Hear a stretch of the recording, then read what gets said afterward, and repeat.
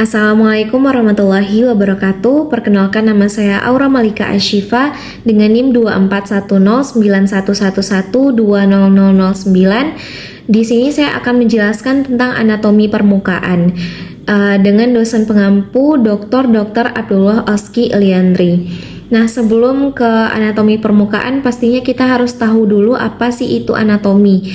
Nah, pasti berpikir anatomi itu kita belajar tentang struktur tubuh manusia, baik luar maupun dalamnya, dan juga pasti kita berpikir ada kadaver atau kita melihat langsung gitu. Dan itu benar sekali. Jadi, anatomi sendiri itu artinya adalah diartikan sebagai ilmu urai.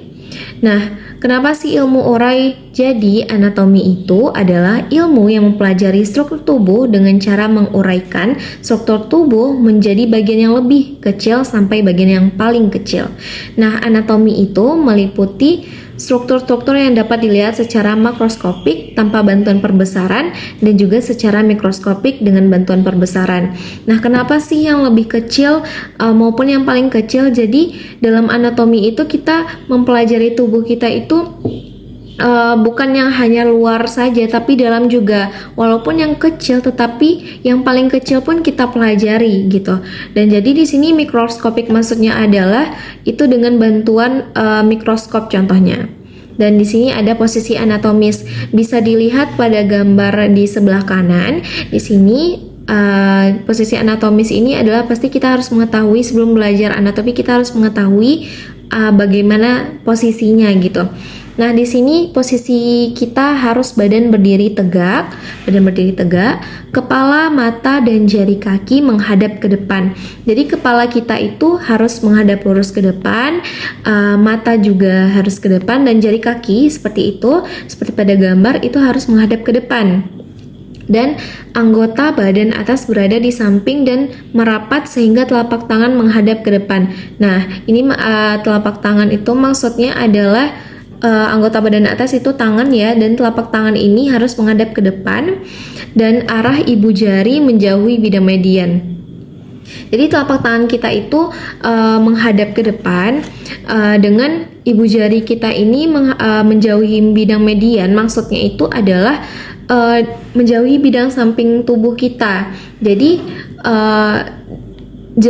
telapak tangan kita ini tertutup rapat dan ibu jari kita itu berjauhan dari bidang median tersebut. Nah, maka dari itu posisi anatomis itu harus berdiri tegak, mata harus ke depan, kepala harus ke depan juga, tegak lurus, dan anggota badan atas berada di samping dan merapat sehingga tangan menghadap ke depan, dan arah ibu jari tentunya harus menjauhi bidang median seperti itu. Ini adalah telapak tangannya. Nah, sebelah kanan itu adalah tampak depan dan sebelah kiri tampak belakang seperti itu. Itu adalah contoh posisi anatomis yang baik dan benar, bisa dilihat pada gambar. Di sini pastinya posisi anatomis itu harus tahu kita sebagai anak kedokteran walaupun. Nah, di sini ada sumbu dan bidang. Dan bisa kita lihat dulu di sini pada poin A itu adalah bidang sagital. Nah, bidang sagital ini bisa kita lihat di sini nomor 5, dan bidang median atau sagital itu adalah bidang simetri membagi tubuh menjadi dua belahan yang sama. Nah, di sini kan dilihat bahwasanya ini kita bagi menjadi dua, dan ini juga ada sumbu longitudinal dan juga transversal gitu. Jadi membagi di antara dua. Jadi membelah belahan yang sama atau menjadi dua belahan yang sama seperti itu. Nah, nomor 5 itu juga sumbu sagital, dan juga ada sumbu longitudinal dan juga transversal. Nah, bidang yang selanjutnya itu ada yang B, itu adalah bidang transversal. Nah, bisa kita lihat di sini itu ada sumbu transversalnya, yaitu nomor 6 di sini, dan juga ada bidang transversal atau bidang horizontalnya. Nah, kita lihat biasa kan sumbu Sumbu transversal itu seperti itu ya, dan juga tegak lurus. Jadi tubuh kita tegak lurus seperti ini, sedangkan sumbunya seperti ini. Jadi bisa dibilang itu adalah bidang transversal, yaitu bidang yang memotong tubuh tegak lurus gitu. Dan selanjutnya itu ada yang C, ini nomor 3, yaitu bidang frontal. Bidang frontal itu adalah sejajar dengan dahi. Nah, ini memotong, itu agak ada garis nomor 6 dan nomor 7, itu sumbu transversal dan juga longitudinal. Nah, dia itu membagi sejajar dengan dahi. Nah, seperti ini. Dan dia itu sebenarnya memotong di sini kan, dari samping. Jadi kelihatan dari dahinya gitu. Sejajar dengan dahi maksudnya. Nah, potongan sagital, bidang sagital dan frontal. Nah, jadi ini yang A itu adalah bidang sagital, dan juga potongan koronal, potongan aksial, bidang transversal yaitu C, dan B ini adalah bidang frontal atau potongan koronal. Nah, di sini kita lihat ada sumbu dan bidang. Di sini kita yang A dulu, yaitu bidang horizontal atau aksial atau transversal. Nah, ini dia memotong di daerah potongan horizontal seperti gambar ini. Potongan horizontal melalui rongga pelvis dan sendi panggul. Nah, seperti ini kita bisa lihat karena dia di bagian horizontalnya, maka gambarnya akan horizontal seperti yang ada pada gambar pelvis ini. Yang kedua itu ada bidang sagital. Nah, seperti itu karena memotong seperti ini, maka gambarnya hasilnya adalah seperti ini. Nah, itu adalah potong sagital melalui sendi lutut. Makanya hasil dari potongannya seperti yang pada gambar itu adalah lurus. Selanjutnya itu adalah sumbu dan bidang pada ini. Yang pertama kita poin A, yaitu bidang mid sagital atau medial. Nah, gambarnya seperti ini, yaitu potong medial melalui tubuh seseorang. Jadi dia lurus gitu dan menghasilkan gambar seperti ini. Nah, lurus, arah ke sini ada posterior atau dorsal, dan ini anterior. Nah, selanjutnya ini yang bagian di sini, bagian B itu adalah bidang frontal atau cornal plane melalui rongga pelvis. Nah, dia di sini memotongnya. Sehingga gambarnya adalah seperti ini, yaitu melalui scan itu adalah melalui rongga pelvis dan sendi panggul juga, bidang frontal dan coronalnya. Jadi dia memotong di daerah sini ya. Dan ini secara medial, ini lateral, dan juga caudal, dan juga kranial seperti itu. Dan dilanjutkan di sini ada bagian-bagian tubuh. Tubuh itu dibagi menjadi beberapa. Yang pertama itu ada kepala atau caput. Ya, ini kepala atau caput sama perempuan dan laki-laki, dan juga ada leher atau kolum. Terus ada torso atau trunkus. Jadi torso atau trunkus ini dibagi lagi menjadi 3 bagian, yaitu ada toraks di sini. Toraks itu adalah dada ya. Terus ada abdomen, perut, dan juga ada pelvis atau panggul. Nah, nanti kita lihat di bagian belakangnya. Dan juga ada ekstremitas atas atau membran superius, dan itu dibagi lagi menjadi brachium. Ini brachium ya, atau lengan atas. Terus ada lengan bawah atau antebrachium. Ini lengan bawah, dan juga tangan atau manus. Ini tangan atau manus, telapak tangan ya. Dan juga ada membrium inferius. Dibagi lagi menjadi 3. Yang pertama itu ada femur. Femur itu adalah tungkai atas, dan di sini ada crus atau tungkai bawah, dan ada kaki atau pes, sama perempuan dan laki-laki. Nah, kita lihat bagian yang di belakangnya. Sama juga seperti yang tadi, ini ada kaput atau kepala, kolum atau leher, dan ini ada trunkusnya, torsonya. Nah, tadi ada punggung, dorsum. Nah, ini adalah punggung ya, punggung atau dorsum. Sama juga seperti gambar yang tadi, ada ekstremitas atas dan juga ada ekstremitas bawahnya. Oke, bisa kita lanjut. Di sini ada regio kepala. Itu ada caput dan juga leher atau kolum.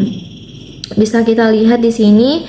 Ini adalah os frontale, ini ada incisura supraorbitalis, dan ini ada arcus superciliaris, dan ini ada glabella, os nasale atau hidung, Dan kita bahas dulu, ini adalah rambut. Rambut itu seperti yang kita tahu fungsinya itu adalah mengenyahkan keringat untuk tidak membasahi kepala. Bayangkan saja jika kita tidak punya rambut, apabila kita keluar ruangan atau berpapasan langsung dengan sinar matahari dan suhu-suhu lainnya seperti panas, itu pastinya kita akan mengeluarkan ekskresi atau mengeluarkan keringat ya. Ekskresi dari kulit itu adalah keringat. Nah, itu pasti langsung ke bagian kulit kepala kita dan juga akan berkeringat, sehingga akan berkeringat dan juga akan bisa juga pusing kepala seperti itu. Jadi dengan adanya rambut ini sehingga berfungsi untuk mengenyahkan keringat untuk tidak membasahi kepala. Itu adalah fungsi rambut sendiri. Nah, rambut itu berasal dari keratin. Keratin itu adalah lapisan kulit tanduk, sehingga lapisan kulit tanduk ini untuk melindungi kulit dari penguapan seperti yang saya jelaskan tadi. Nah, juga berfungsi untuk meminyakkan rambut agar tidak rusak dan patah. Nah, seperti itu. Jadi rambut di tubuh manusia itu bukan di kepala saja, tetapi ada beberapa bagian seperti di ketiak juga ada, dan juga di bagian kemaluan. Rambut pada kemaluan itu ada fungsinya baik perempuan maupun laki-laki. Nah, fungsinya adalah menjaga suhu di daerah kemaluan untuk melindungi dari keringat dan juga melindungi saat friksi atau hubungan seks seperti itu. Dan di sini juga ada alis atau supercilia. Maksudnya adalah fungsi dari alis ini adalah sama juga dengan rambut tadi. Dia mengenyahkan keringat untuk tidak membasahi mata. Sebenarnya alis ini bekerja sama juga sama fungsinya dengan bulu mata, karena dia mengenyahkan atau menghambat keringat untuk masuk ke mata. Bayangkan saja ekspresinya dari kulit itu kan adalah keringat. Keringat itu mengandung garam, sehingga apabila alis kita tidak ada atau bulu mata kita tidak ada, sehingga langsung turun ke mata, mata kita akan perih pastinya karena keringat itu mengandung garam seperti itu. Dan di sini ada hidung atau nasal. Hidung itu terdiri atas tulang rawannya atau kartilago. Tulang rawan itu yang keras ini, sini tulang rawan atau kartilago, sehingga untuk memperkokoh dari bentuk hidung kita gitu. Nah, di sini ada telinga. Telinga ini pastinya fungsinya adalah menangkap suara oleh cuping. Nah, cuping telinga, sehingga sekitar 20 sampai 30%. Nah, kapasitas telinga manusia itu menangkap suara itu adalah sekitar 20 sampai 20 ribu hertz ya. Nah, itu adalah kapasitas normal dari penangkapan suara oleh telinga manusia. Nah, selanjutnya ini juga ada bagian dari leher, bisa incisura jugularis di sini yang bagian menonjol, caput sternale dan juga caput claviculare. Kita lanjut. Nah, selanjutnya di sini kita akan membahas tentang dinding toraks dan abdomen. Yang pertama, ini adalah gambar permukaan dinding dada dan abdomen dari seorang pria muda. Di sini ini adalah musculus deltoideus, dan di sini di tengah-tengah abdomennya itu adalah linea alba, dan ini adalah musculus rectus abdominis, dan yang ini adalah musculus rectus abdominisi intersectio tendinea, dan yang ini adalah musculus pectoralis major. Ini adalah dekat payudara pada pria, dan di sini ada musculus serratus anterior. Ini musculus obliquus externus abdominis, dan ini ada spina iliaca anterior superior. Nah, ini adalah bagian dari permukaan dinding dada dan juga abdomen dari seorang pria muda atau laki-laki. Dan selanjutnya kita akan melihat pada relief permukaan dinding dada dan abdomen pada seorang wanita. Di sini ada Di tengah-tengah ini adalah incisura jugularis, dan yang ini bagian yang menonjol itu adalah clavicula dan corpus, dan yang ini adalah articulatio sternoclavicularis, dan yang ini yang bagian tengah-tengah ini adalah angulus sterni. Di bagian tengah abdomen ini ada angulus infrasternalis. Ini adalah anulus umbilicalis yang biasa kita sebut dengan pusat. Dan yang ini adalah arcus costalis, dan yang ini spina iliaca anterior superior.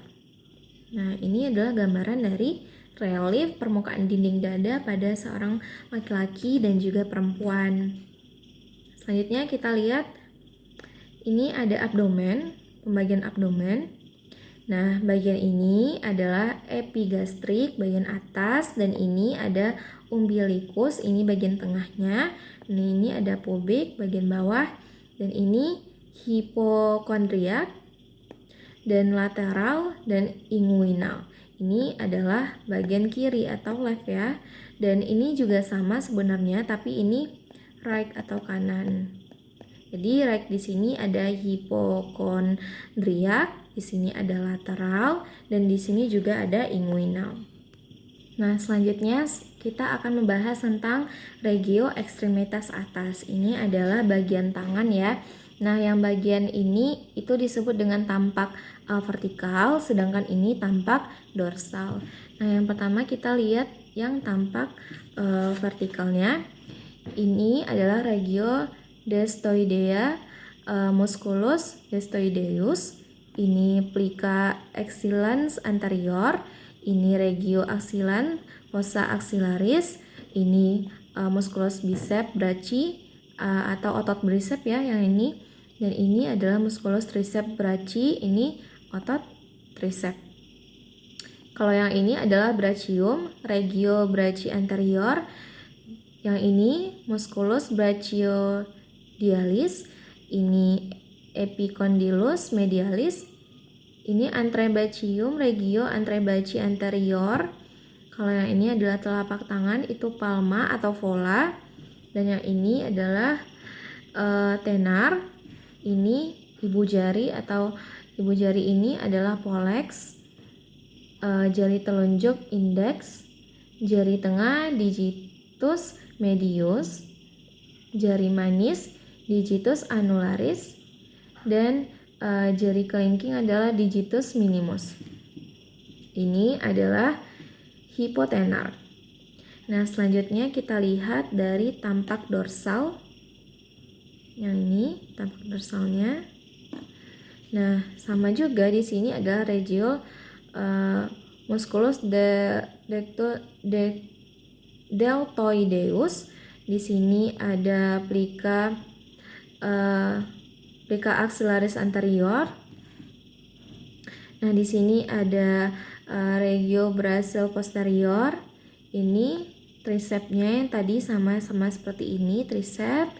Ini ada epicondylus medialis, dan juga ini regio anterci posterior. Nah, ini musculus brachiodialis. Nah, ini juga sama, ini radius ya, ini ulna. Jadi ini radius, ini ulna. Oke, di sini ada dorsum manul. Nah, di sini ada pollex. Di sini ada indeks. Pollex tadi ibu jari, indeks tadi jari telunjuk. Terus di sini ada jari tengah yaitu digitus medius. Jari manis itu digitus annularis, dan juga jari kelingking adalah digitus minimus. Dan yang ini tadi ulna. Nah, jadi ini adalah regio ekstremitas atas atau yang bisa disebut dengan tangan. Ekstremitas atas itu yang di atas, bagian atas itu adalah tangan. Selanjutnya ini ada regio ekstremitas bawah, yaitu bagian kaki. Kita lihat dulu, yang kiri ini adalah bagian ventral dan yang ini bagian dorsal. Nah, di sini bisa kita lihat Yang ini adalah spina iliaca anterior superior, dan yang ini adalah musculus tensor fascia latae. Dan di sini adalah regio inguinalus ingulinealis. Kita perkecil dulu. Ini ada femur, ini ada regio pulmonalis anterior, ini adalah musculus santorio. Nah, ini juga ada bagian-bagiannya. Di sini ada patella, di sini ada caput fibulae, di sini ada tuberositas tibiae, dan di sini ada regio crucis anterior, ini margo anterior atau tibia. Nah, yang di bawah ini adalah dorsum pes yang ini, dan ini adalah plania. Oke, dan sama juga dengan yang bagian dorsal. Itu ini ada sacrum, sulcus analis, ini adalah regio glutea, dan ini ada femur, susus glutealis. Sini ada regio teres posterior, regio genus posterior, dan caput fibulae. Nah, ini juga dibagi menjadi dua bagian. Ini regionya juga ada. Dan di sini ada tibia. Tibia ini fibula. Ini dorsum pada dan juga sele. Nah, itu adalah regio dari ekstremitas bawah, itu adalah bagian dari kaki maksudnya. Sedangkan regio ekstremitas atas itu adalah bagian tangan. Ada tampak ventral dan juga ada ini ventral depan, dan juga ada dorsal tampak belakang. Sama halnya ini ada ventral tampak depan dan ada dorsal tampak belakang. Itu saja materi dari anatomi permukaan yang dapat saya sampaikan. Mohon maaf apabila ada salah kata. Terima kasih. Assalamualaikum warahmatullahi wabarakatuh.